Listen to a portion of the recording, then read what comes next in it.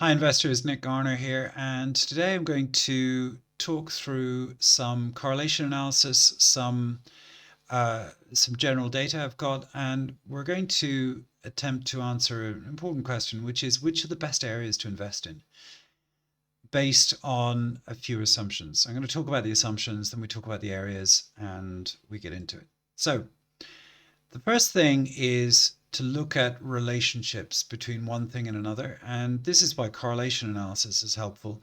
So I'm looking at various metrics, and the most important ones I think are GDP growth and capital growth. And I'm looking at, in this case, just overall capital growth. How much did prices rise from the bottom of the market to now?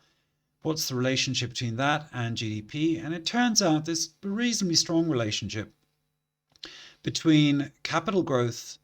There's a 31% correlation between capital growth and population growth. So that's interesting.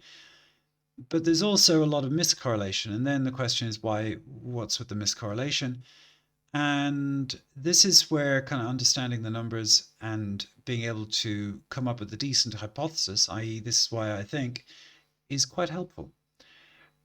Broadly, the story is that one really should look at things with the backdrop of the property cycle. And the property cycle goes, firstly, it's very regular. It's been around for a very long time, really since we've had a modern economy. This is 1845, this is to date, and we can see each red arrow represents a peak in the market where property was relatively unaffordable, then it kind of lapsed back. And we can see a declining market or declining prices, but that's because of the Victorian building boom and technology improving and just greater supply of housing.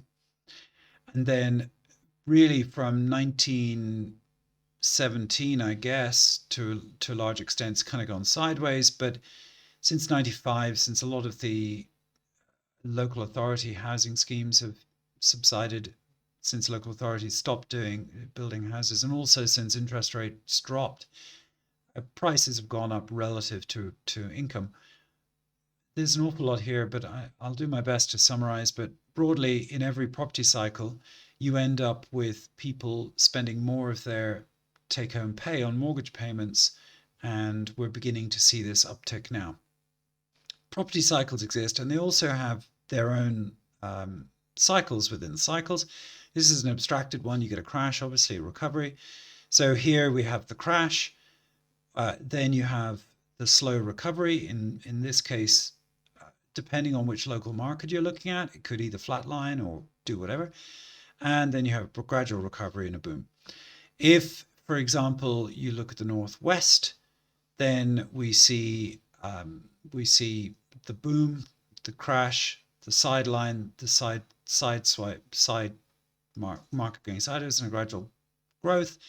But if we go to the Northeast, then we see essentially a market going sideways for a very long time. And it's only in 2020 as it started to creep up.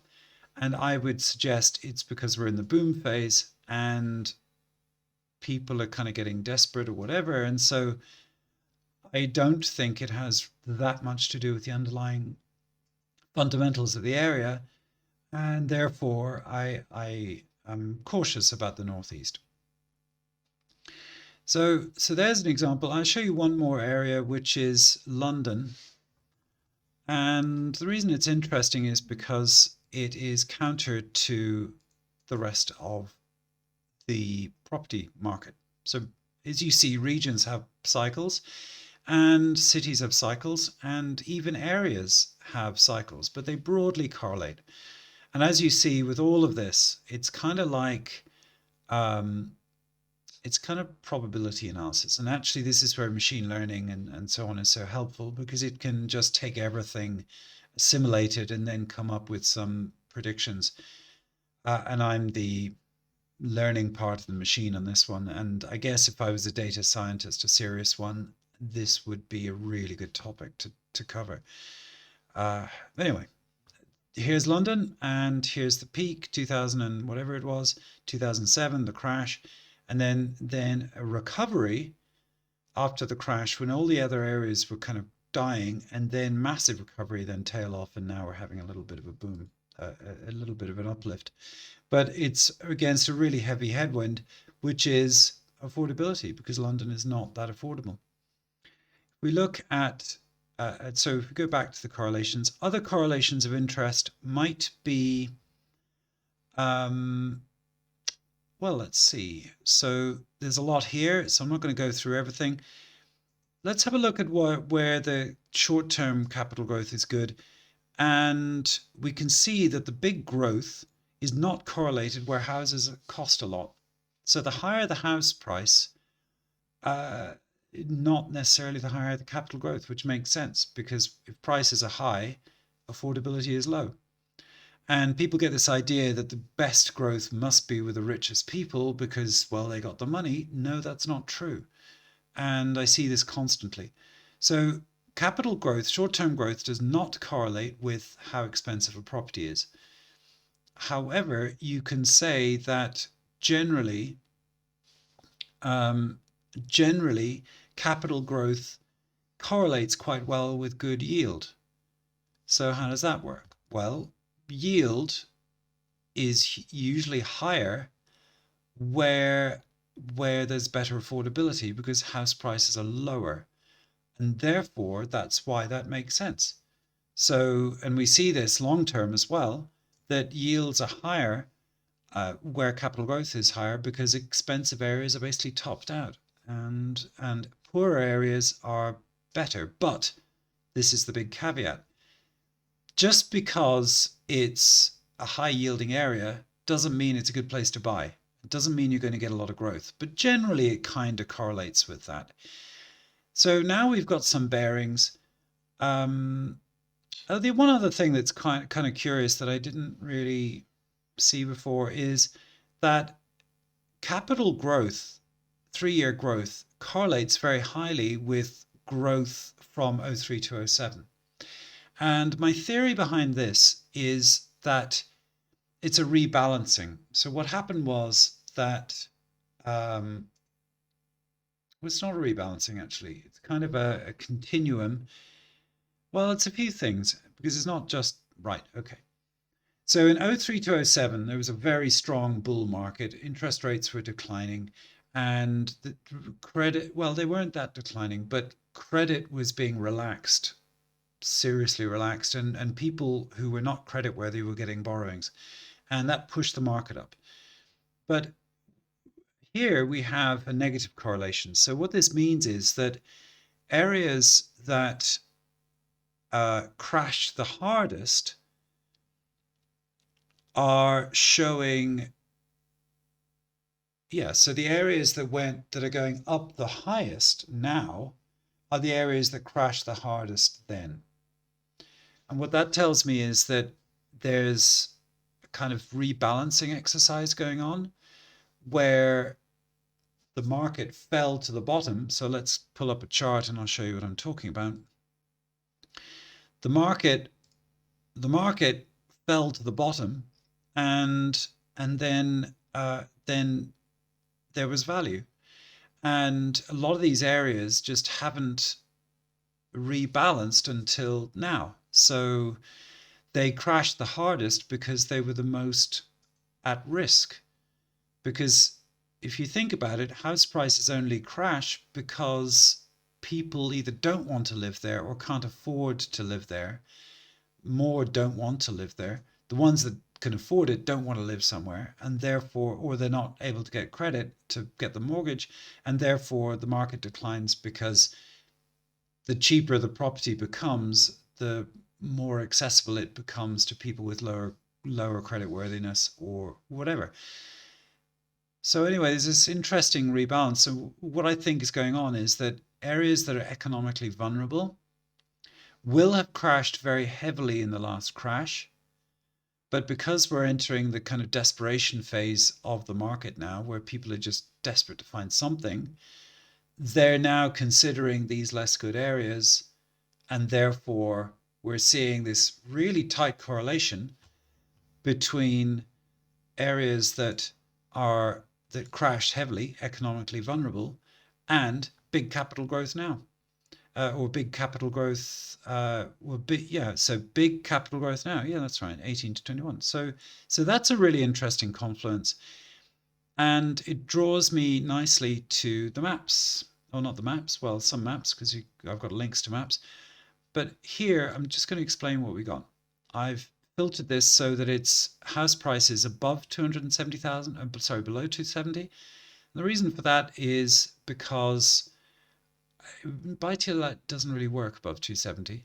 And secondly, I've got a filter here for to knock out anything below 3.7 in yield. And the reason is just probability of finding a good place at these lower yields is not so great. You might. There's always exceptions to this rule. In fact, there are huge numbers of exceptions to the rule, but then we end up with too many choices. And the whole point about filtering is you reduce the number of choices, you focus on a few things. And then to get a more nuanced view, I've got rankings on yield, which just gives me a sense of what's going on. In fact, I'll hide that just because it simplifies things, because we know what a good yield looks like. And then we have the average rank, which is based on this little algorithm, which basically says upweight areas that have done well in house price growth and also in 10-year growth, but also consider 5 and 3 year. In fact, I'm going to take out the 5-year growth because I don't think we really need that, and it's not especially helpful. Okay, so I'm going to average rank this from largest to smallest. So now I'm heavily upweighting growth over GDP because GDP isn't always a great indicator for capital growth. However, by looking at the charts, these little sparkline charts, we can see the patterns and behaviors, and then I can translate that and I can show you, well, this is what I think is going on, and maybe you agree, maybe you don't. All right. Now, what I've done is gone whole of UK, and I've said, and so these are the best areas that I can see where we're getting really good growth mostly and really good capital growth. So GDP and capital growth, and the yields are decent. And bear in mind, it's a local authority, so I'll just show you what that means.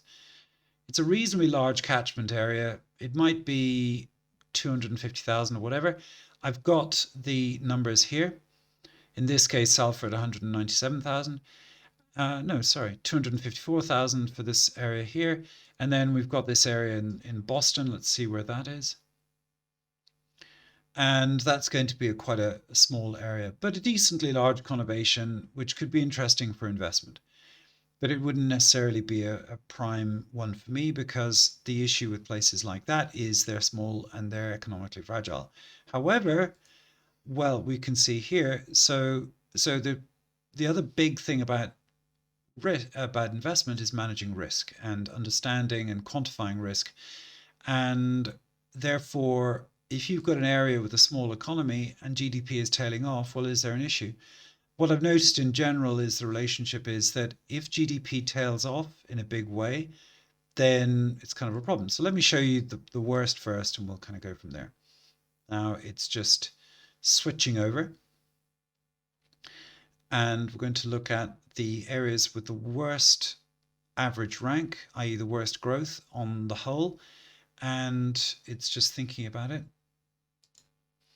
And we can see here that places like Carlisle, Redcar, Cleveland, so these are north. Copeland is an interesting example. So well, let's have a look at Carlisle. I haven't looked at it. I don't even know what it is.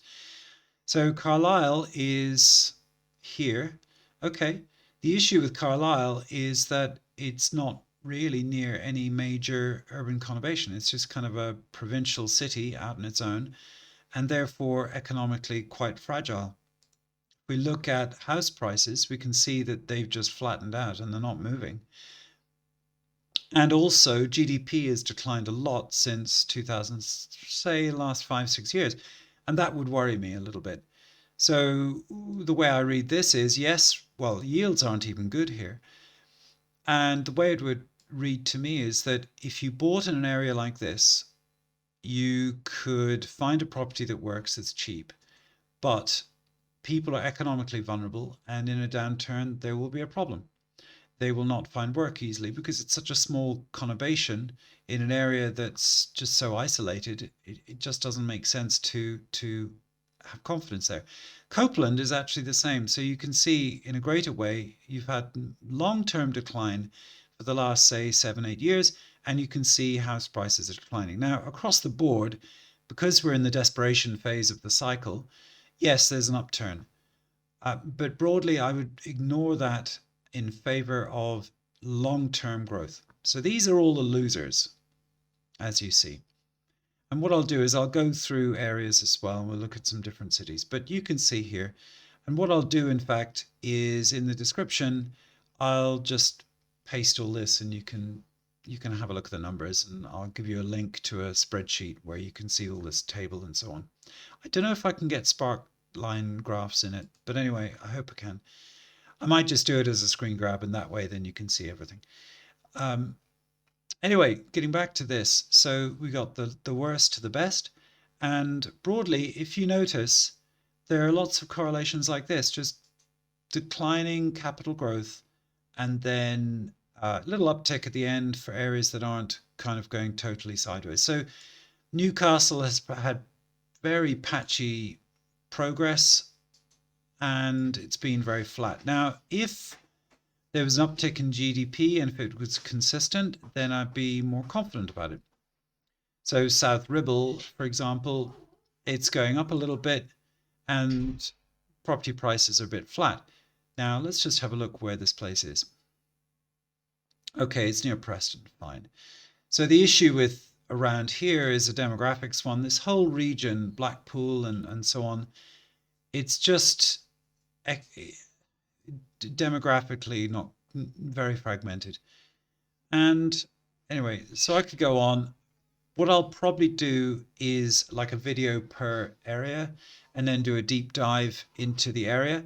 So for example, let's look at the winner, and I'm going to just switch this over.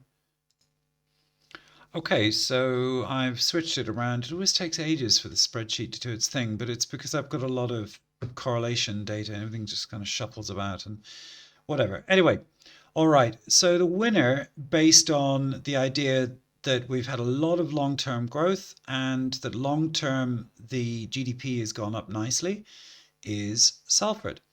That's really good. Peterborough is an interesting area, but what I'm seeing here is that we've had a decline in growth. Now, the question is that the beginning of a big problem or not? And I'm not very sure, but what I do know is that the yields aren't great. So in probability, it's going to be harder to find property to rent out to good demographics. So the relationship is you're looking for properties which have relatively good yields that attract employable people that will keep their job when things go bad. And that's how you de-risk. And then beyond that, what you're looking for are trends. So is the market going that way in general? And then you know, right, okay, that's where I should be. But there's more to it, because take Boston, for example, as I've looked at previously. Boston is doing okay. But the issue with Boston is that it's right out on its own, in its own little conurbation, which is fine, but it's relatively isolated. So the question for me is, would it actually work? And I don't know. And one of the things I want to do with these assessments is test a load of hypotheses with you. So I do it as a walkthrough, and we look at things and we go, okay, that's what's happening here and that's what's happening there. Here's a good example of an area that's an issue, Coventry. As you see, when GDP goes down, most often market levels out. And I guess this is because people aren't willing to bid up the price, but also they're holding on to their property. Like there's not a great deal of turnover or activity or whatever. And now we get a little bit of an upturn, but a downturn in GDP, and that worries me. And therefore, even though yield is good, I'm concerned about the long-term decline in GDP, because overall My hypothesis, which I have faith in, is that the more money that goes through an area, the more of that money ends up in the local economy, and therefore it ultimately ends up in real estate because people bid the price up for property that they desire because they can afford it more easily, and therefore you get that going on. So Coventry is no for me. Oldham is interesting. The reason this is going on, if you notice, there's a big spike here. So the question is, why is that? And I think I know the answer. That it's part of the Greater Manchester conurbation, and essentially there's value here. So it's not that the whole of Oldham is doing well, the north end so, but it's the south side of Oldham. And I know this just from my own experience, because we find property for people in these areas, that there's a lot of good property in places like Failsworth and so on. So the demographics work quite well in the south. And I'm just going to show you this very quickly. This is our system that we use, and we have a lot of demographic data here. And we can see there's a lot of capital growth. So a big number is better, basically. And broadly speaking, what happens with Oldham is that you have a lot of cultural exclusivity. People in these areas tend to be relatively separate from the rest of the population. And that means that they are effectively living in a little island, cultural island, which is fine. But there tends to be less capital growth in these areas. But the further south you go, typically the more integrated it is with Manchester as a whole, and therefore the prices go up. So that's roughly what happens in Oldham. Although saying that, across the board there's good growth, but generally the greatest growth is in these kind of suburban areas outside of the main town. And also you're working off quite a low base. So median house price as of September 21, 131,000. So it's kind of quite cheap real estate. And therefore you can see a lot of growth, capital growth, just because you're starting from a low number.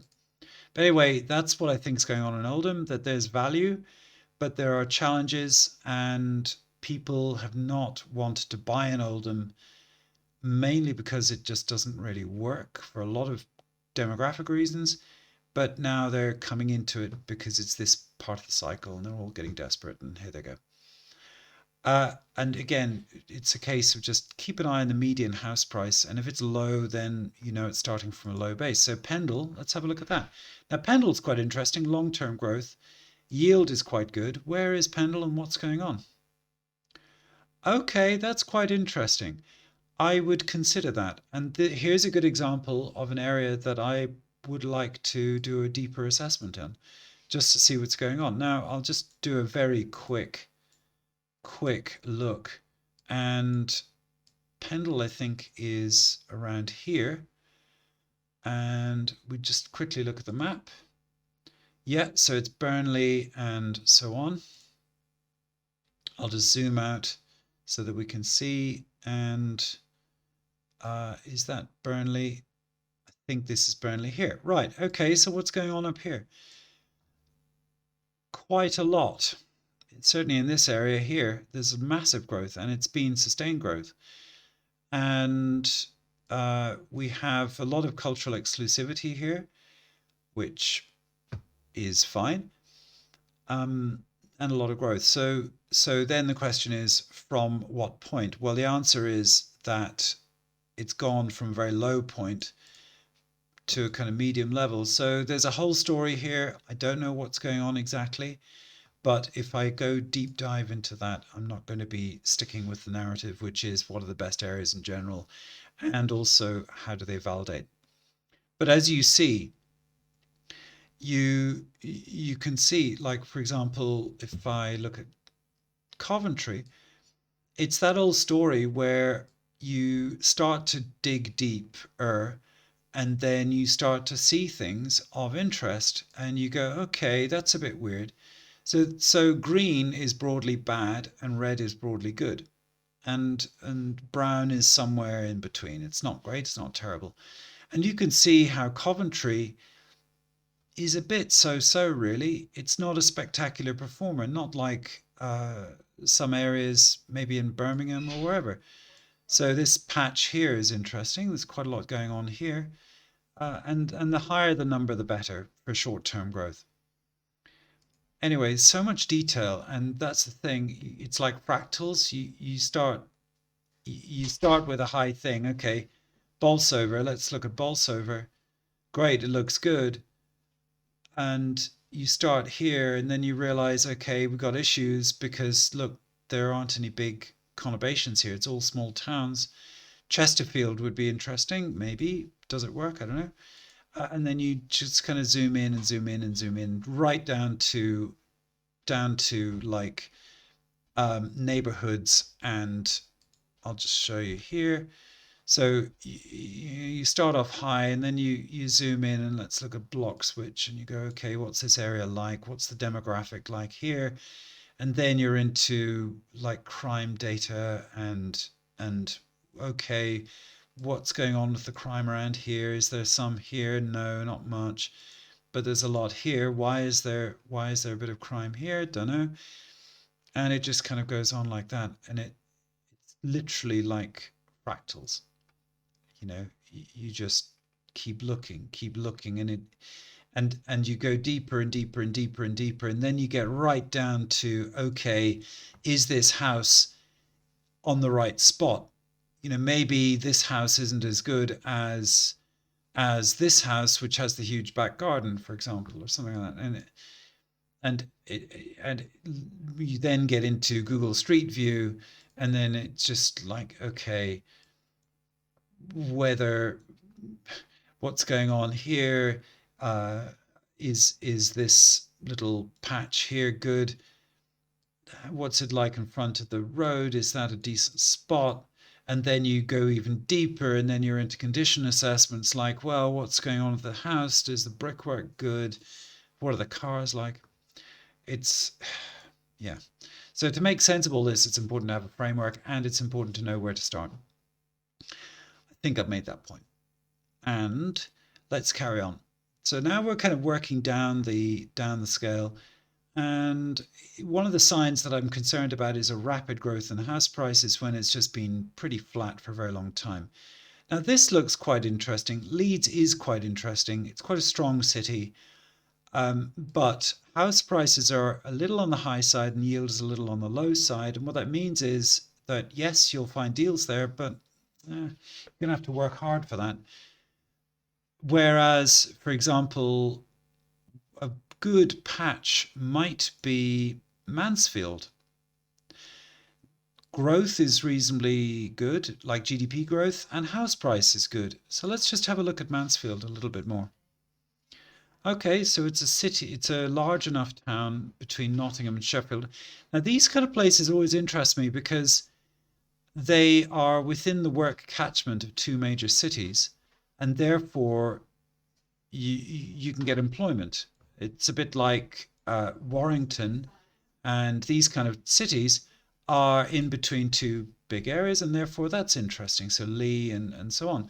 And therefore you could get work here, you could get work here, or if you're work from home, distributed, whatever, you can get work from anywhere. But anyway, let's just go back into this.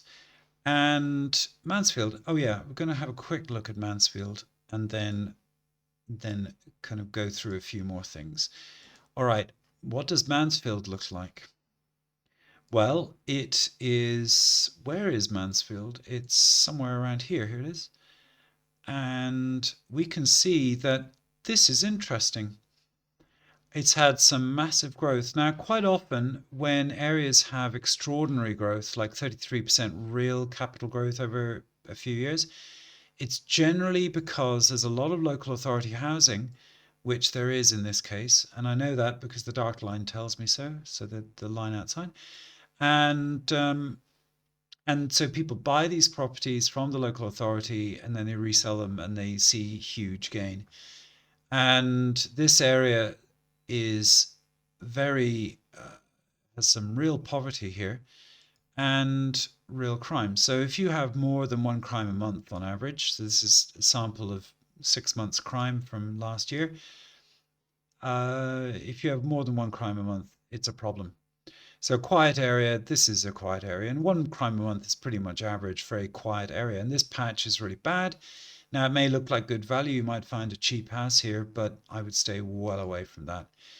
But this highlights my point about be careful with some of the data, because you may go, well, growth is massive here, but there are often variables which are difficult to see unless you do a deep dive.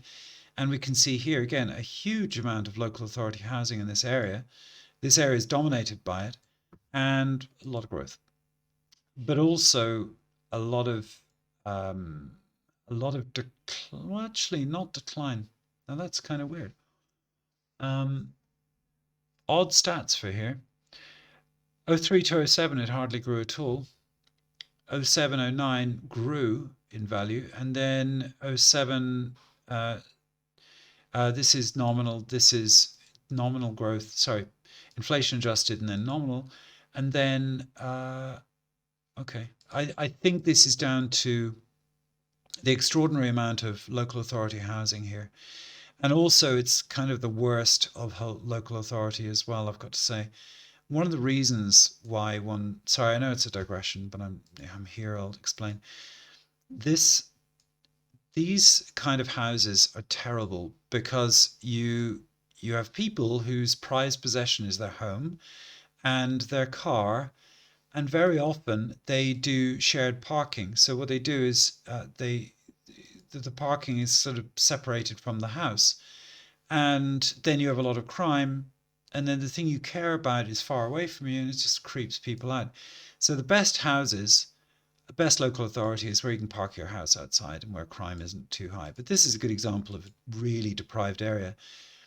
So the deeper I look at this, the less sure I am that this is really a good place to buy. I think there's just a very high proportion of local authority housing, and I think it's kind of problematic. And this is me doing an example deep dive. I'll pause there.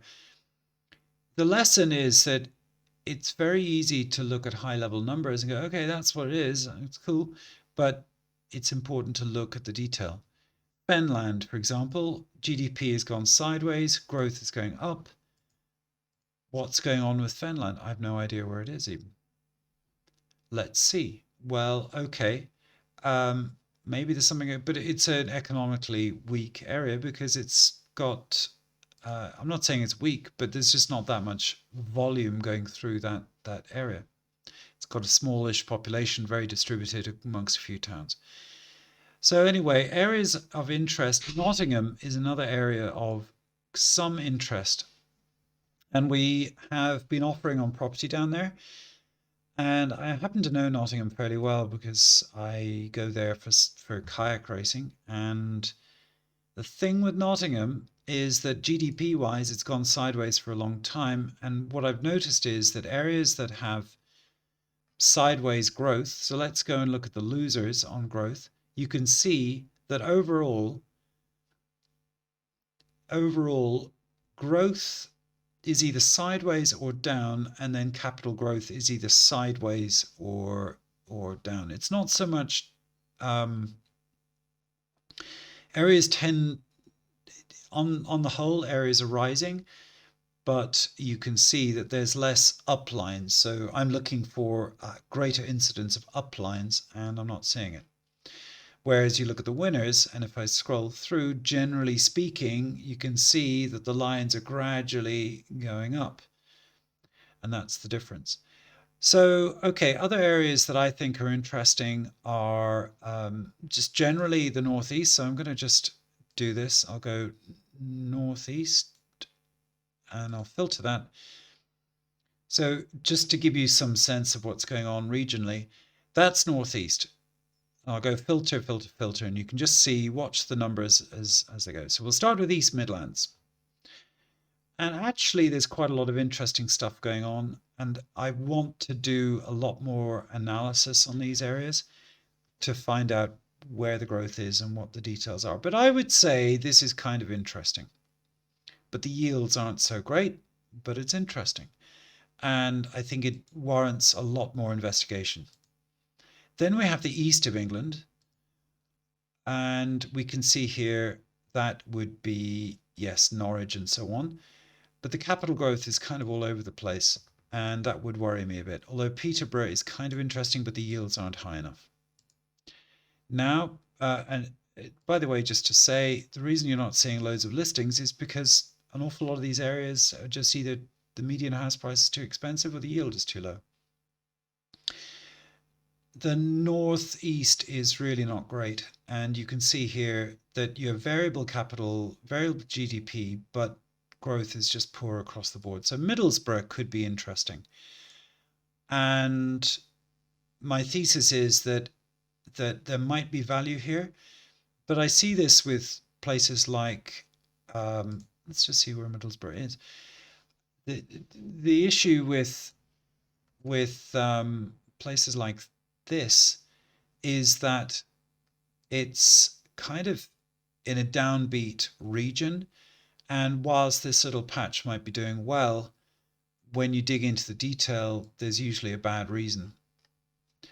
So again, what I'll do is I'll break this down, I think, by video. So I'll just do one video, one area, and then you can look at the different areas of interest to you and see what you like. But you can see there's a lot of growth going on in Middlesbrough, but also a lot of decline, recent decline. You can see here 22% capital decline recently. That's huge, and that's quite serious. So something's not right here. Don't know what, but that's where we do the investigations. But overall, this is one very poor area, and I think that's probably the reason. Just the demographics aren't working here at all, and it's part of a greater catchment which is not working economically. So this would be a no from me, just because. But again, what I'll do in the fuller assessment is I'll work with Martin on this, and we'll look at house areas and then houses and property deals and that kind of thing within the areas, and you can get a sense of what's going on. All right, so essentially these are not looking good.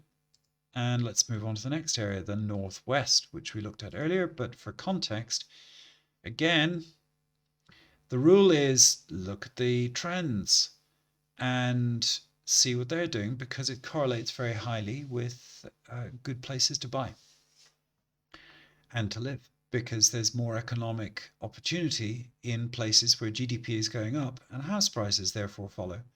So just because house prices are going up doesn't mean it's a great place, but it's the GDP as well. And overall, you can see here across the board, it's really quite good. There are some places out in the hinterlands, St. Helens, Blackpool. Blackpool is interesting because GDP is going up, but the house prices are flat. My guess is that long-term Blackpool could be interesting. If Blackpool's GDP held out in the next, during and slightly after the next crash, then I would be interested in Blackpool, because long-term the trends are very, very solid. So there is a bet you can make, which is if the GDP is holding out, then maybe that's good. And if the demographics are good as well. So it's very important that you factor in demographics when you're considering everything. And as I say, we talked about this earlier, Oldham is a good example of that, where demographically it's very divided and you're seeing huge rises in value. And that's because people are searching for value, and they're kind of ignoring a lot of the compromises with the area, which is cultural exclusivity. So that's that. Now moving on. And we'll look at the southeast. What's going on there? Well, there's only a few areas in the southeast which are even vaguely worth considering. What I'll do for this is I'll clear this filter, and I'll clear this filter so you can just have a look. So if you live in the southeast, it gives you some ideas. Wokingham doing well on GDP and finally coming up. So there's an example, but look, median house price £450,000. It's just great if you're a local and a homeowner, not great if you want yield. And you can see 2.9% yield. It's just way too little. And like Winchester, 2.4%, price is going up, but the yield doesn't work. So it's that old story about having to have a few things lining up in your favor to make sure that everything works. Now, this is quite interesting. Havant doing very badly. And you get this a lot in the south. So generally Portsmouth, Southampton, this conurbation is not doing great long term. And I would be very circumspect about investing in there. And I remember when I started my journey, I was very, very interested in Portsmouth. And I thought, yeah, this is it. And this was before I aggregated the data and got my head around what was going on. And I'm glad that I know what I know now, because had we invested in Portsmouth, it would have been pretty bad news. The reason it was interesting to me is because there are a lot of these little houses. They're all kind of the same. And they were all around the 120, £150,000 mark. And in theory, they represented value. But the reality is that whilst demographically it's okay, it's very poor and there is not much real growth. So yes, I might have made some money on a net cash return, but in reality, the real money comes from capital gain, and there just isn't a great deal here. And it's never been a particularly successful area. There is broadly not that much wealth in this overall part of the world, as you can see. Bournemouth suffers the same as well. Bournemouth is a relatively uh, well-off area, but it's just this whole stretch doesn't do great. Anyway, let's move back to the spreadsheet, and I'm just going to reinstate the filter. Hopefully that'll work. Yeah, here we go. All right, so there's the southeast. There's a few areas that kind of work for buy to let, but the yield's very low. Portsmouth, as I say, I'm just not sold on Portsmouth. Southampton's GDP is going down, and it kind of ties in with faltering house prices. You can see how the correlations work. Crawley could be interesting.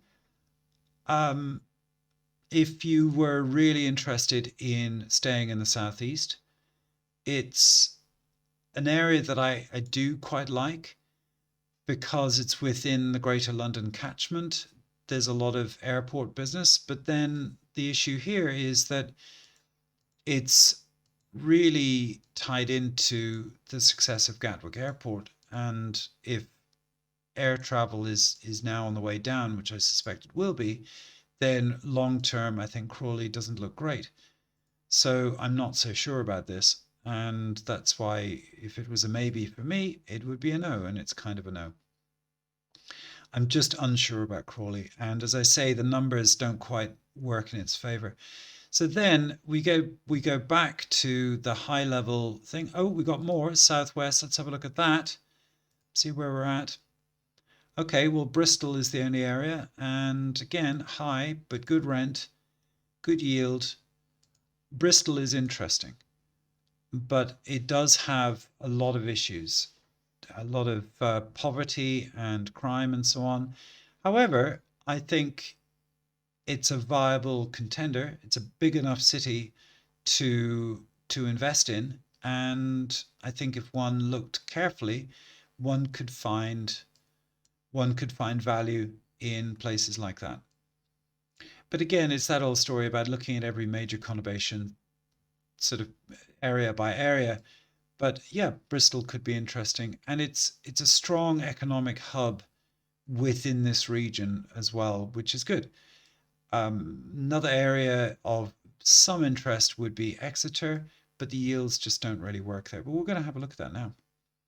Okay, so that's southwest, and oh, Exeter doesn't even make the grade because the average prices are too high. But if one wanted to, I'm sure one could find value in places like Exeter.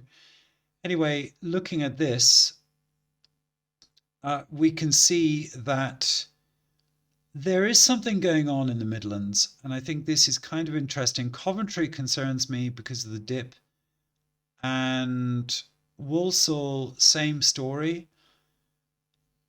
But I think these kind of places are interesting. And places like Sandwell, let's just have a look at that. So the yield is decent, and right, so there's Sandwell.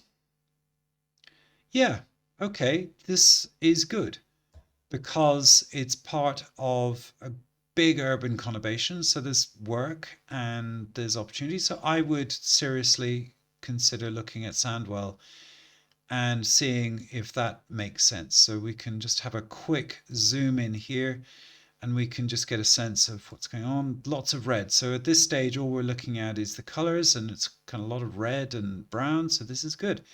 And then we would obviously zoom into area by area and then work it out from there. Okay, well, then that's interesting. All right, and Stoke-on-Trent and so on, not great.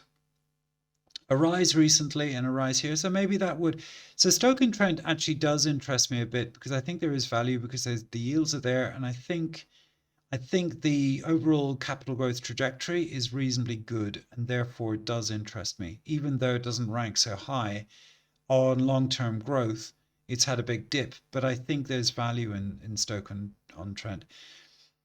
In Ashton underline maybe as well, because there is a longer term uplift. So something good is going on around here. And it's all part of this conurbation, this kind of Stoke-on-Trent one. And the other thing I've noticed is you get larger towns, and within those you get kind of broad characteristics that are fairly universal. And let's see. So there we go. That's the West Midlands. In theory, Coventry is the best. In practice, it's probably the highest risk of all of them, just because of this decline in growth, in GDP growth. And therefore, it would worry me. And that would not be good because I don't like high risk investments that don't give high return. And Coventry doesn't necessarily give high return. All right, and oh, we've got Yorkshire and the Humber. Let's see what's going on there. I like Doncaster a lot. We've been placing a lot of property there. I think what's going on with this is the GDP has grown because of all the warehousing, but that's flattened out. And now it's just kind of doing its thing. There hasn't been too much price growth. There will be in the next few years, I suppose. It's got a nice demographic. It offers some value, but beyond that, Sheffield, bad yields and sideways growth. I think it's not a great place to invest on the whole. If you can get a good deal, that's fine, but overall, I'm not seeing it. Barnsley has cultural demographic issues. Rotherham, the same story. And Wakefield, I don't. Wakefield looks interesting. What's going on in Wakefield? I don't know. So I'm seeing growth and price. Yeah, okay, interesting. And this kind of works because it's an urban conurbation between bigger urban conurbations, and therefore it's in a kind of general work catchment area. Okay, now let's just go back to my favorite, and that is the northeast. So I'm going to just do this. And no, sorry, did I say northeast? I meant northwest. That is my favorite. And here we are. And overall, there are areas which you have to be aware of, like Rossendale. That's not looking so great. But if you get this nice general upward trend, as we have here with these winners, and if we're getting upward, good solid upward price trend, like long term. So Manchester is my favorite, and also look at the charts. It's probably the best chart in the whole lot in many ways. The yield is there. The GDP growth is there. The house price inflation is there. And the price isn't too high. The rents are good. And it's very coherent. Let's just have a look at the Manchester district, see if that comes up. Well, we got the city, but Manchester district would be kind of in the middle. It would be the local authority for there. And we're back. So, all right, that gives you an idea of where the action is. There is a lot to take in. It's a huge amount of information. And what I find with all of this is I don't know the answer to everything, obviously, but the data kind of does. I suppose my strength is in the interpretation of the data. Um, and as you see, it's literally like fractals. The more you zoom in, the more detail you get until you reach that point of like totally granular detail. But as you see, just reiterating my key point, you've got to start somewhere.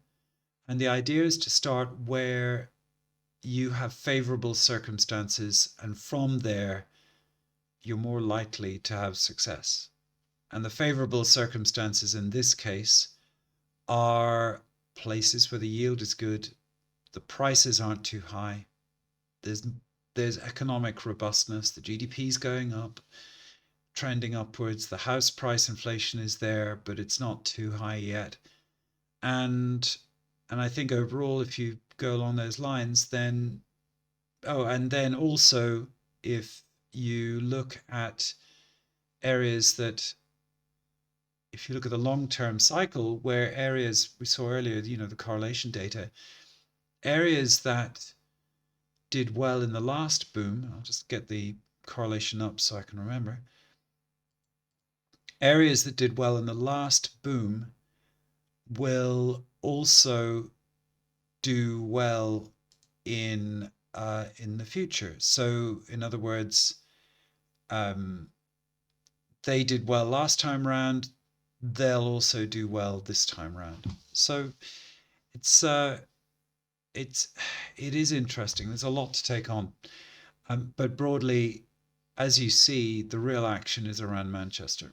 It's undeniable, and I think there's some value in Birmingham, and there are little pockets around the place where there's value. But the issue is you you you stack the odds against your favor because you end up in smaller and smaller markets. So if you work in a little town that's doing very well, it's very dependent on very few employers, and therefore it's a high risk thing.